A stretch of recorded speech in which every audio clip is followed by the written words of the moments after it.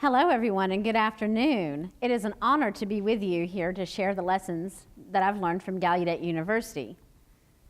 Gallaudet University is located in Washington, D.C., and I teach sociology there. We are a predominantly deaf and hard of hearing university, and we are also a bilingual university using both ASL and English. Today I share with you my experience as a deaf person, but also as a professor of sociology.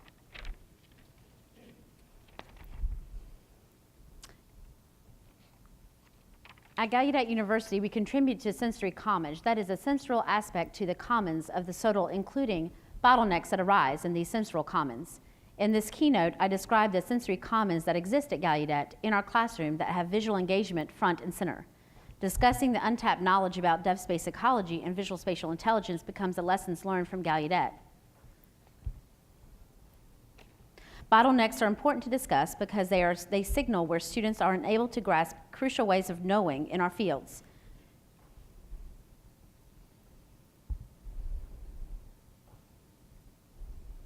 We have all experienced bottlenecks in our everyday classrooms. Bottlenecks vary, and the reason why bottlenecks are important are because that provides us with the opportunity to recognize and capture our bottlenecks that our students experience. Now, bottlenecks has been studied for many years and used as a tool. I want to give a thanks to Jan Mayer, Ray Land, and the folks at Indiana University, to name a few, who have studied bottlenecks. There are many different types of bottlenecks analyzed.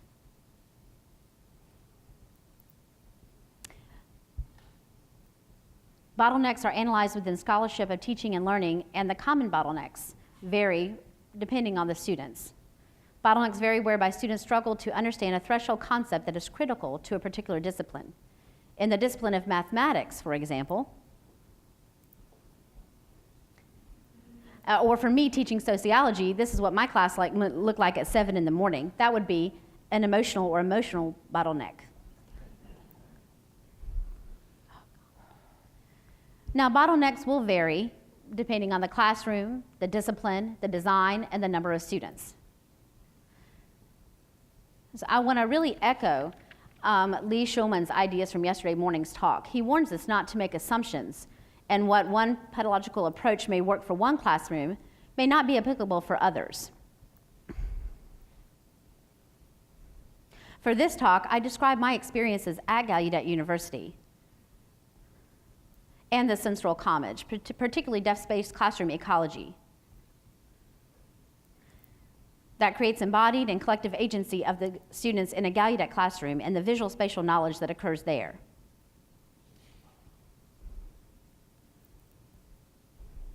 There are two elements that are essential at Gallaudet University. Failure to address these two elements often provides a sensorial bottleneck to my students. As Lee Schulman said, this local inquiry of mine in your classroom ought to be observed and collected over to understand the ways how classroom design and presentation of knowledge impact student learning. Now, I want to talk about deaf space ecology, and I want to show you a video that we took here at Gallaudet.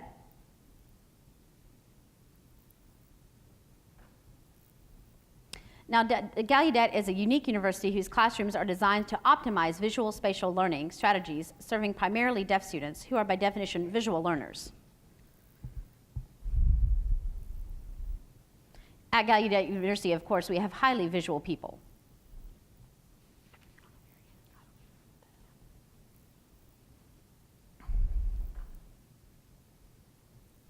Gallaudet classrooms are locales of cultural and linguistic capital, which play a role in establishing linguistic, emotive, and visual access to types of knowledge that the teacher provides, enable the teacher to mediate students' capital as a major contribution to the learning environment. Deaf space favors gathering spaces that allow everyone present to engage eye to eye with everyone else. They feel a sense of belonging, a sense of inclusion.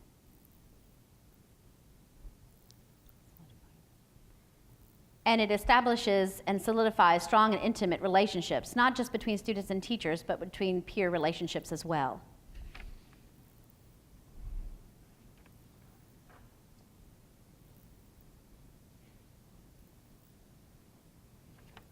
Now, for Gallaudet, deaf space breaks down blocks of panopticon between the teacher and the student. The social dynamic of sitting in a circle versus a rectangle has far-reaching implications for teaching, learning, and engagement.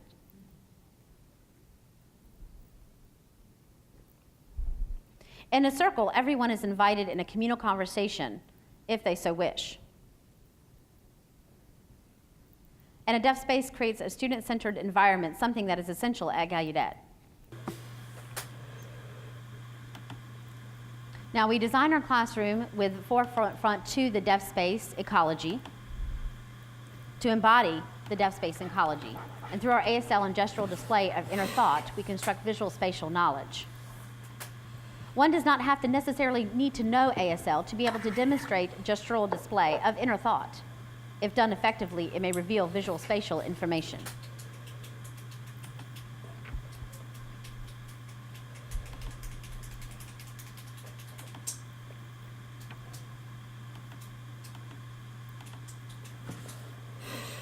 Now, this represents visual space.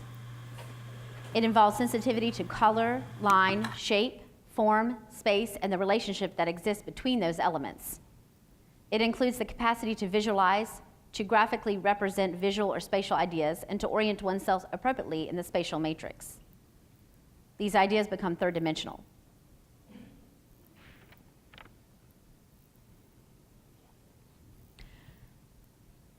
Students fortunate enough to have a professor with sophisticated gestural intelligence could be taught with a fully linguistic three-dimensional map in motion of this physical process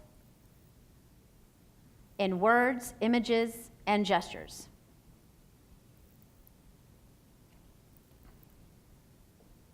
Here we have an example of a person setting up two things in space.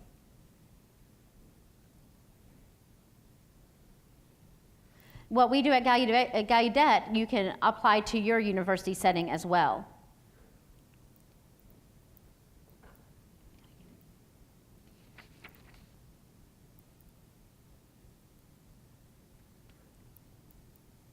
With gestural communication, it allows the students to better ask questions and demonstrate more thoroughly their emerging understandings.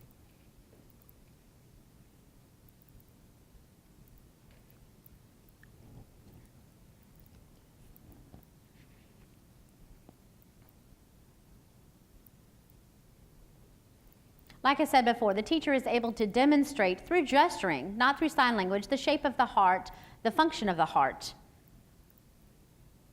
through the gestural knowledge.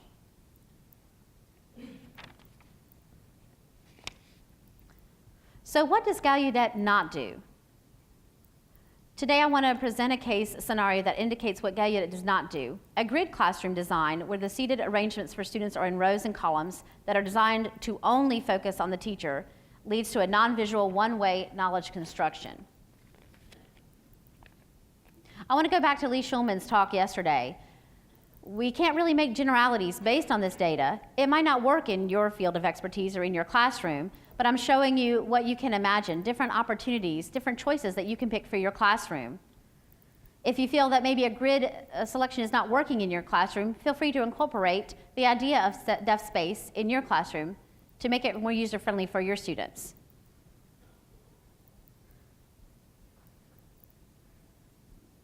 Maybe the students aren't getting enough visual information, and this is how you can incorporate this into your classroom if a grid is not working for you. This is what a grid classroom looks like, just to show you an example of this seating structure. It creates a visual bottleneck where the students can only look at the teacher, but they can't see each other. They don't have access or a connection to the other students in the classroom. They feel like it's not a community, not a collaboration. Deaf space ecology requires continuous eye contact, of course. The students must be able to see each other. It forces the students to take ownership of their classroom. If you notice in the grid pattern, it makes it feel that the students don't have ownership of the collaborative. So if you notice your students texting in the back of the room or doing something they shouldn't be doing, maybe they're checking Facebook or social media or Twitter, instead of being in part of the group, If they're part of the group, there's more resistance to avoid technology because it forces them to take ownership of the collaborative. Let triangle ABC be a right triangle with a right angle at angle C. Then a squared plus b squared equals c squared. I'm not clear how CD divides into AB into two segments of length C1 and C2. Is anyone willing to answer that question? Side CD divides side AB into two segments of length, C1 and C2. We can see right away that the two angles of each of the two smaller new triangles are congruent to angles of triangle ABC.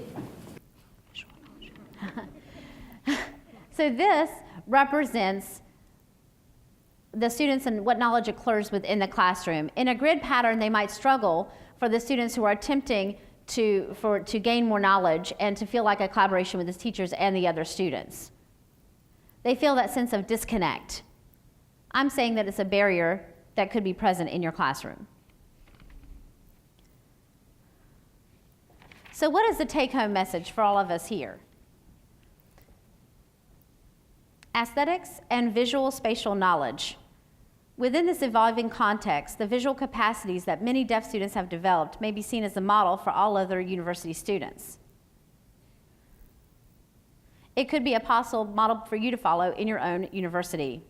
Creating a space of sensory commons, Deaf Space Classroom Ecology is designed to maximize the classroom sense of community and engagement.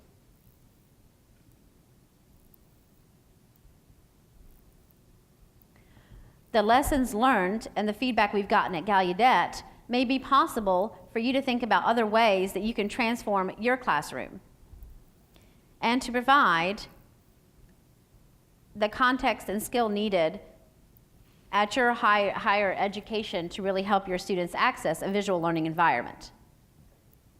So I really have two take-home messages today. I want you to ask yourself about your own classroom design. How do you plan to mediate, to negotiate the classroom ecology? And two, knowledge construction. How important is visual spatial knowledge for your students?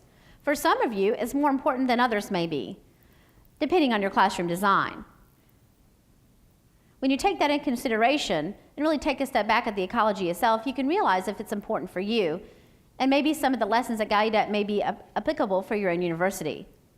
I was just sharing my knowledge from Gallaudet, and feel free to take it home and use it in your own classroom. Thank you so much for having me here today. Thank you, good afternoon. So again, I'm Anthony Leasing Antonio. I'm an associate professor of education at Stanford University, and I have an office. So that's important because in my office, I have a button on the wall, and it says, why yes, I am a rocket scientist. So it's not just there for novelty. Actually, my first job out of college was working at Rocketdyne, and I was designing rocket engines. But apropos of this talk, rocket science, or engineering for that matter, was not my vocation. I didn't feel like an engineer. It all looked good on paper. Right, I got a bachelor's degree in mechanical engineering from UC Berkeley. I even went on to get a master's degree in mechanical engineering. But somewhere along the way, I really didn't identify as an engineer.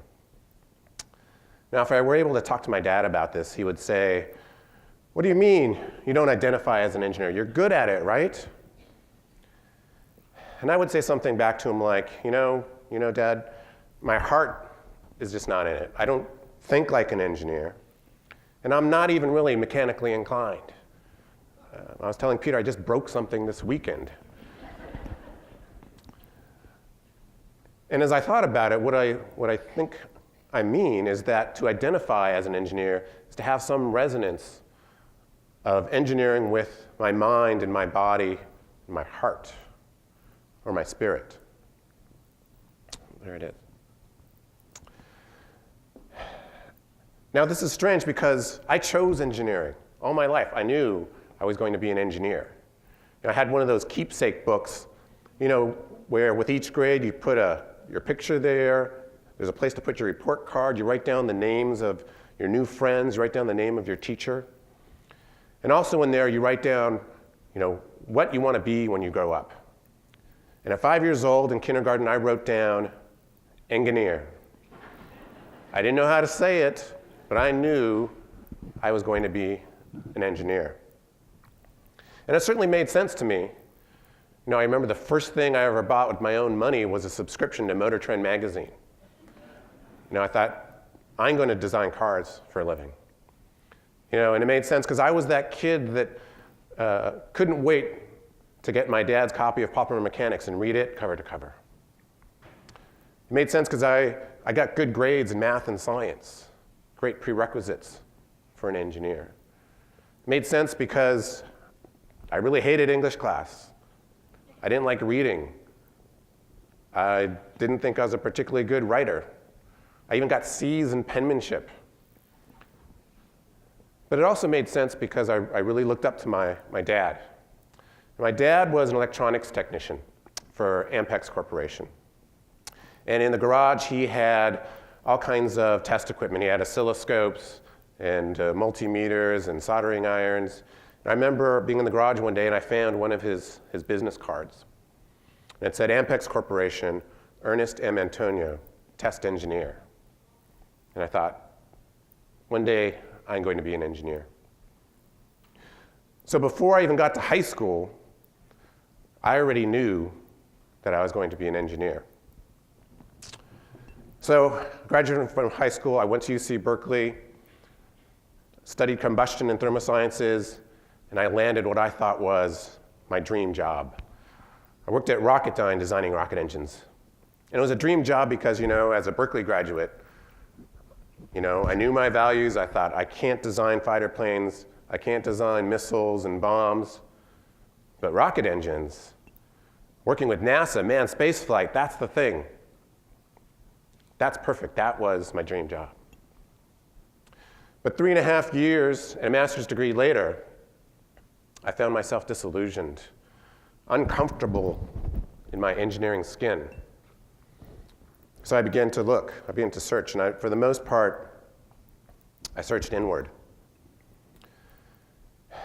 And what I found was I felt incomplete, half-baked, and fragmented. I felt incomplete in the sense that when my uncle would talk to me about what he was interested in, Chinese medicine, Tai Chi, pranic healing, I had to think in ways that I'd never been asked to think before. I felt half-baked in the sense that when I finally had that chance to take a creative writing course after college, I had to reflect upon who I was, and what I did, and what was so interesting or important about myself to be able to write a story about it or a poem about it. And I felt fragmented in the sense that I felt that what I was doing and who I was were not connected, and how strongly I wanted my being and my doing to be in sync. Now, this is not a tragic story. I think things turned out pretty well for myself.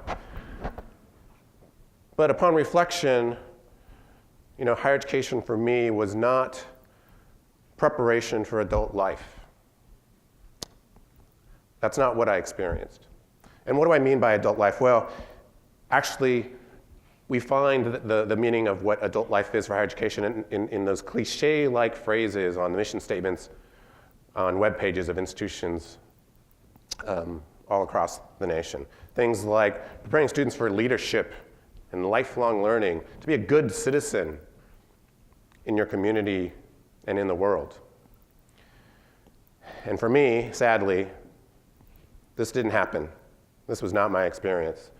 And certainly was not my experience in the classroom. So nothing in the classroom asked me to consider the relationship between who I was and what I was doing. Nothing in the classroom asked me to consider the relationship between myself and science. Nothing in the classroom asked me to think about the relationship between myself and the people I knew. Nothing in the classroom asked me to consider the relationship between myself and people I had yet to know. Nothing in the classroom asked me to consider the relationship between myself and the earth. I think overall, nothing in the classroom asked me to consider all of those relationships as contexts to what I was reading, or what I was writing, or what I was calculating. That my education was a kind of vocational education, a careerist education, you might say. That my college education was about getting a good job. And getting a good job means getting a well-paying job. That's what it was like for me 30 years ago. And I would argue that's what it still is like today. Faculty know it, and students know it. Now, this is not a new argument or a new revelation. Many of you have probably thought about this before. In fact, nearly a century ago, the sociologist Max Weber had a similar observation and argument in an essay called Science as a Vocation. In that essay, he argues that intellectualism in modern science in the academy depicted a life that was leading to a world of disenchantment. And what he meant by that was that intellectualism rendered reality for students as rational abstractions, knowable states, and predictable conditions, and that this was a world of disenchantment. And to consider science as part of that intellectualism as a vocation was then meaningless. He goes on to quote Tolstoy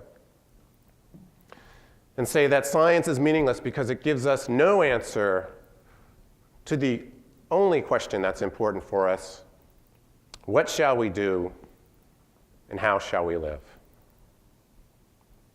What shall we do and how shall we live?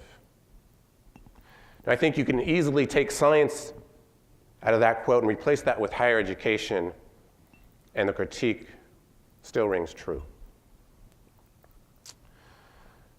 Now, in my college experience, I never asked Tolstoy's question. I never was dared to ask Tolstoy's question. And I think that was a mistake, and that the central preoccupation of higher education should be around Tolstoy's question, what I call the new voc ed.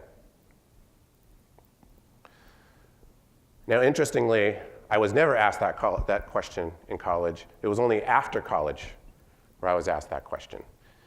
And that question hit me like a ton of bricks. So I graduated from Berkeley, studied combustion thermoscience. I moved down to Los Angeles to start my new job, moved in to my uncle's house. And just 3 months later, I got that 3 a.m. phone call that no one wants to get. My sister called and said, "Dad died. He's gone." And in that ton of bricks moment, it sent me down that path of considering Tolstoy's question. And in retrospect, I realized that Tolstoy was right. He was so right. That this is the question that we need to put forth in front of our students. So how do we do this? So let me clarify, I'm not suggesting that college should be about emotional trauma and traumatic experiences, although it is for many students, sometimes because of our own devices. But what I am suggesting is that that path of reflection and thinking and writing and reading that I was set upon when my dad died is exactly what college should be about, that this is the new voc ed. So again, how do we start? Well, I like to think about the root of vocation, vocatia, which also is the root for voice. And I like that because voice implies, one, an expression of identity, the inner self. It's also, as part of our body, an embodiment of our inner self and our identity. in that when we use our voice, it's an act of cognition, that there's a mindfulness in that. But what I like most about it is that voice implies communication, and communication implies interrelation, it implies connection, it implies togetherness. And that these are things that should revolve around what we think of the new voc ed in the classroom. So how might this look? So I don't think I have time to talk about the different kinds of ways this might look in the classroom. In fact, I assume that many of you out there have pedagogies and techniques that really do the job of this thing that I'm calling the new voc ed. I am certain, however, that across the country, the central preoccupation of voc ed is not characteristic of most of our institutions. I'm also certain, though, that there are very many promising practices out there. Service learning as a pedagogy in educational philosophy, I think, is one example of that. Other practices include an interactive classroom, where we ask students to interact cognitively, emotionally, orally, physically. I have a blank, there we go. Also, perspective taking in the classroom, and practicing empathy. And finally, holding up those traditional content, scholarly outcomes, analytical outcomes in the classroom right next to what we might think of these more inner outcomes, developing a sense of purpose, developing a sense of identity. Now again, I don't think I have time to talk about various classrooms that do this, and maybe this is something you can discuss in between presentations, but I'll just entice you with a few titles of some courses in my own institution. Engineering Plus X, this is actually a statics classroom, close to my heart as a mechanical engineer, where alongside the goals for students to learn the analytics of statics are goals to develop empathy and develop interconnection, and they do this through case studies. LifeWorks is a series of courses with pedagogies, again, focused on developing the mind, body, and spirit, pedagogies that require creative expression, embodied practice, including contemplation, and connections to the environment.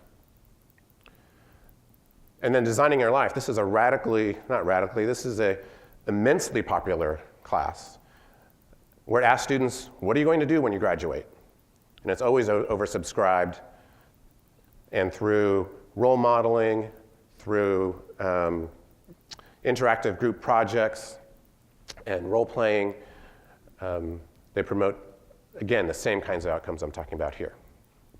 One thing to notice here is that these courses and other courses like that are offered in biology, mechanical engineering, the design school, and rhetoric, and anthropology. So it's across the university. But another important point here is that all of the faculty that offer these are non-ladder faculty. They're lecturers for the most part. And so why is that? Well, it takes a certain amount of courageousness, a certain amount of daring to offer courses such as these, right? And I imagine there are many courageous folks out there in the audience who are doing this kind of thing. So I want to leave you then, if I do have a message here, it's one of preaching and proselytizing. We are in North Carolina after all. But to be daring to do this kind of work. So I want to leave with a quote by Eudora Welty. So as many of you know, Eudora Welty was born and raised and lived most of her life in the same small town, in the same house, and acknowledged that she did, in fact, lead a sheltered life, but certainly not a daring life, because a sheltered life can be daring as well. For all serious daring starts from within. Thank you.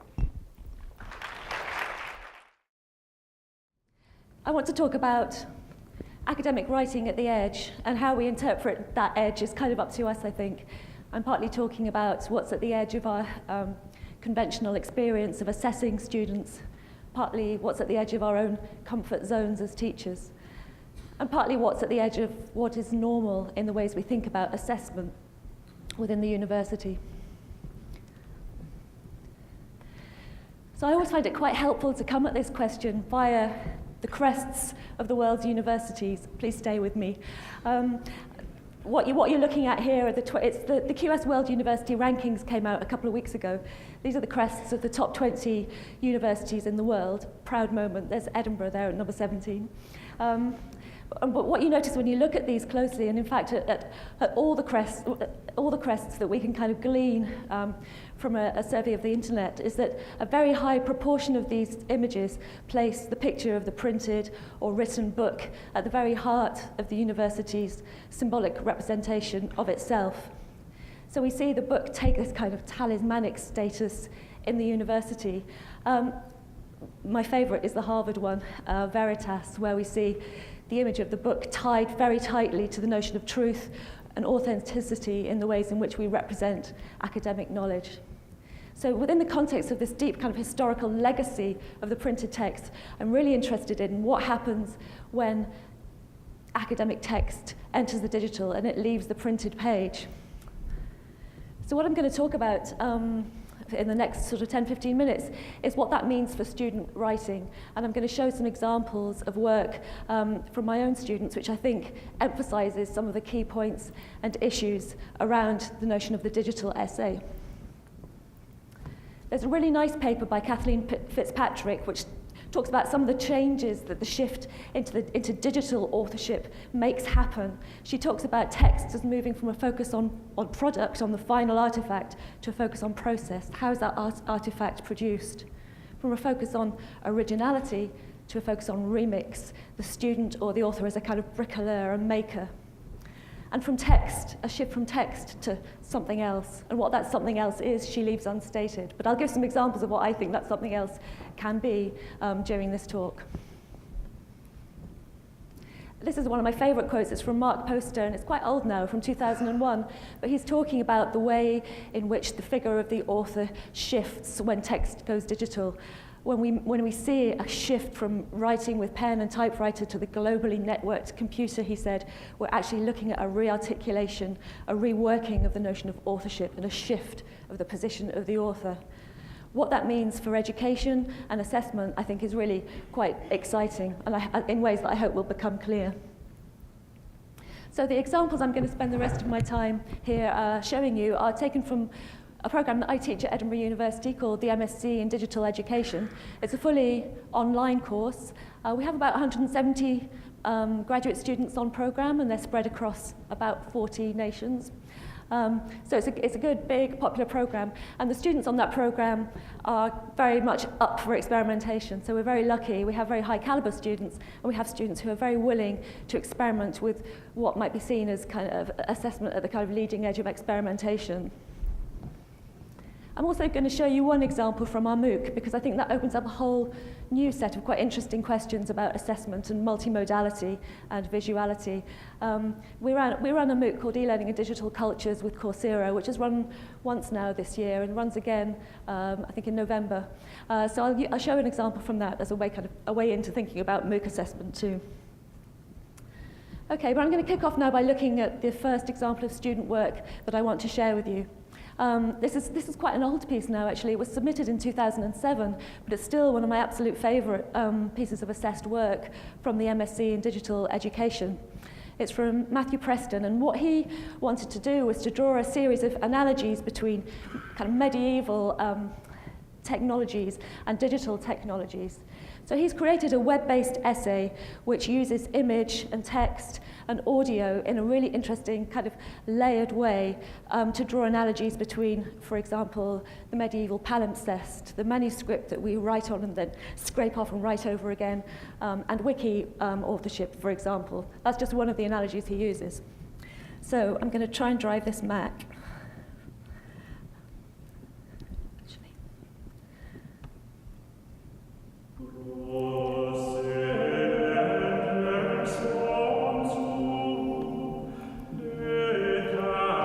So if I go into this essay, you can see that he's structured it according to a series of sections, each of which is kind of has an image to indicate its content.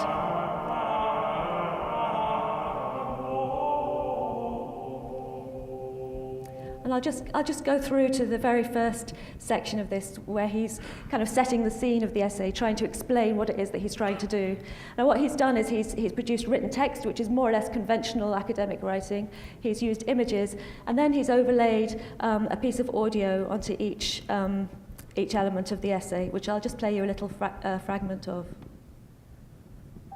I wanted to add some audio components as part of my assignment alongside the images and text. This is partly to illustrate the flexibility of the media, but I've also given the audio components a different role in my assignment. Where the text and images discuss the themes and the questions I've raised and deliver a narrative that tries to answer some of the questions and draw comparisons between some of the objects I've used as metaphor. The audio components are more a narrative on my approach to the work. So what I've done is I've recorded a sequence of unscripted audio segments to accompany each section of my assignment. Now, I say unscripted, though perhaps extemporaneous might be better, because I'm referring to notes, to themes, and to some of the subjects that have piqued my interest in the assignment, but I'll also refer to things back in kind of the last 12 weeks of the course. Overall, I think this added strand offers a nice balance to the other sections of my assignment. In essence, what I'm doing is creating a narrative commentary in much the same way as I suppose on DVDs you get kind of the director's cut commentaries, which is a meta-narrative if you were feeling particularly daring to address my motivations and my interests in each of the subject areas. So what I think is quite special about that piece of work is the way in which taking that essay into a digital space almost has given that student permission to construct a kind of domestic narrative, a personal narrative, to sit alongside the more formal academic content of the piece of work. It was also actually quite moving because this is a distance program and we don't see our students, so to hear them speak their assignments is actually quite a special moment as an assessor. The other thing that I particularly like about this essay is the clever use of music. You'll have noticed that the soundtrack to his audio there was Glenn Gould's playing Bach's Goldberg variations. And as you know, Glenn Gould was famous for questioning the authenticity of the live performance of music. He said, well, I don't have to record my music in one sitting. I can record it multiple times and take it into the studio, splice it together, and it's just as authentic made that way. I think he's using that music as an analogy for what happens to the authenticity of text. You can do the same thing with text. You can take it apart, you can splice it, you can put it back together. Now, the thing is, he doesn't tell me in his essay that that's what he's doing. I've kind of deduced that as the person assessing it. And for me, that kind of foregrounds what I think is one of the most interesting questions about marking this kind of essay. To what extent are you marking the quality of your students' work and the level of your students' knowledge? And to what extent are you marking your own capacity to interpret that work? I think it's probably something we grapple with, whatever the form of the essay. But with these digital forms, it's particularly foregrounded and particularly interesting, I think. Okay, I'm going to show you another example. This is a more recent one from Jeremy Knox, again from the MSc in Digital Education. That's a rhizome, by the way. His essay was all about the rhizome. So I'm going to flick over. Okay, it looks really boring. And when I first opened this, I thought, oh, crikey, that's a bit disappointing. And then I started reading, and I realized that what he's done is something actually quite astonishing. He's made every single word of this essay a hyperlink. Every single word links to a different website. So, yeah, I click on this A, just to prove that I'm not lying to you. it takes me to an HTML tag kind of tutorial. If I click on another A, let's find one.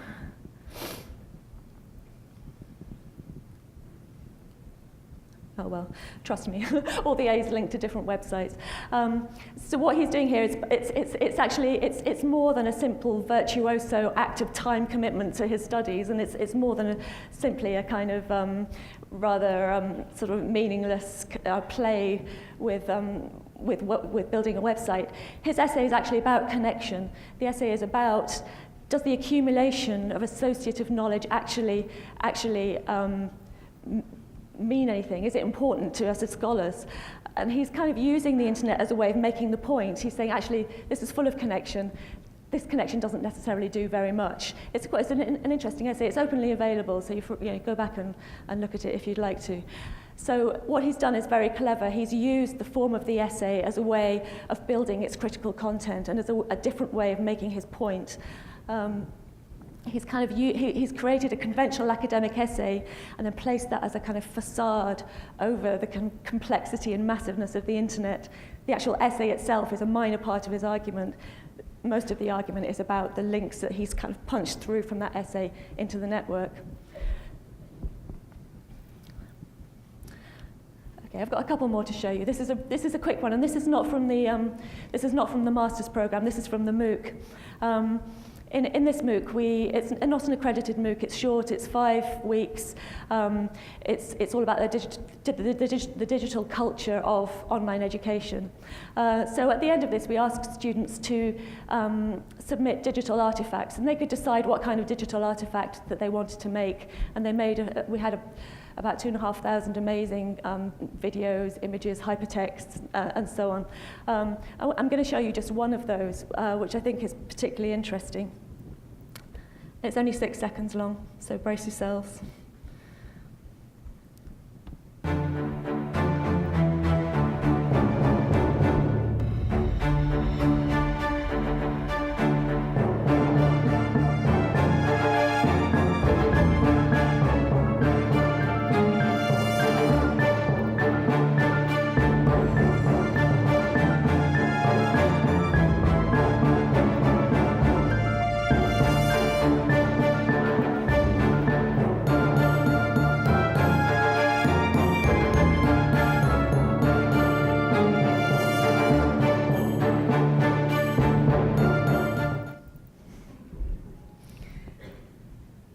This one's very clever. It's kind of it's almost the antithesis of the other two that I showed you. It's a very dystopic vision of what happens when knowledge goes digital. It's a kind of image of the flattening of complexity to the kind of need for speed and the fragmentation of communication and of knowledge. And it's about some very deep themes in only 6 seconds.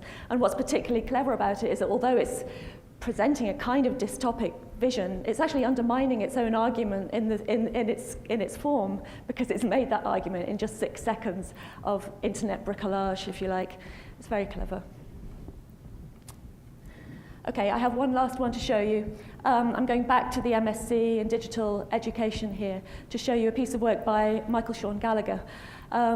Before I show you a little bit of it, I'll just explain what he's doing. He's written a conventional essay, and then he speaks this essay over a Google Earth flyover of Lower Manhattan.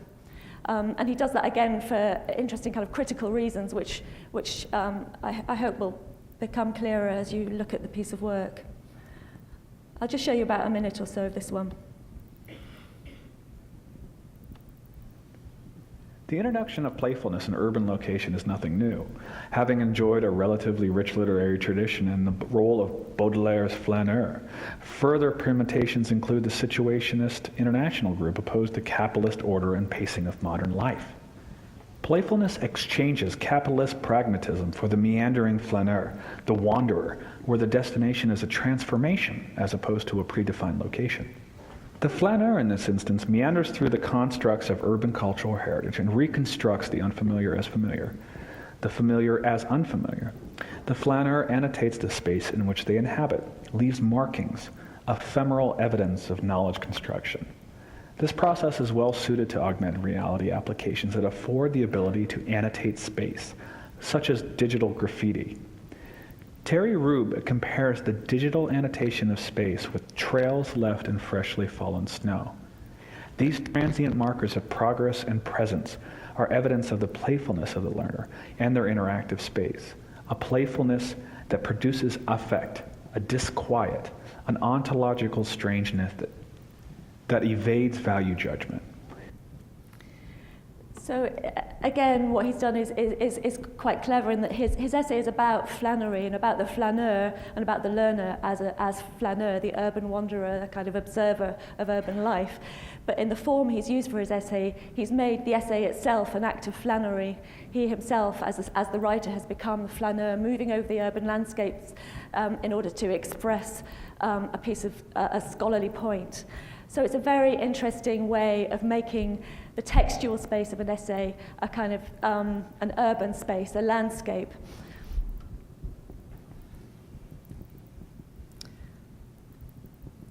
I just want to end by very briefly saying how we assess these kinds of essays. I think, in an ideal world, we would write feedback for, thinking back to the rhizome essay, the one that was massively linked.